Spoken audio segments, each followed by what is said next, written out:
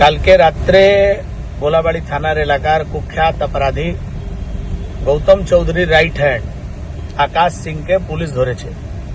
এই আকাশ সিংকে ইলেকশনের মধ্যেই পুলিশ খুঁজছিল। এ বড় আর্মস ডিলার, 2 নম্বরের যত কারবার সঙ্গে যুক্ত, এলাকায় 2021 নির্বাচনে বোমবাজি করেছিল, অনেকগুলো কেসে আসামি। কিছুদিন আগে গোলাবাড়ি থানার একটা পুলিশ অফিসারের উপরে গুলি চলেছিল, সে কেসের অভিযুক্ত। এলাকায় প্রচুর অপরাধিক গতিবিধির মধ্যে যুক্ত। এই ধরনের অপরাধীদের সমাজে কোনো জায়গা নেই, সেটা সরকার সুনিশ্চিত করেছে, কালকে ধরেছে। এদের বিরুদ্ধে কঠোর পদক্ষেপ পুলিশ নেবে।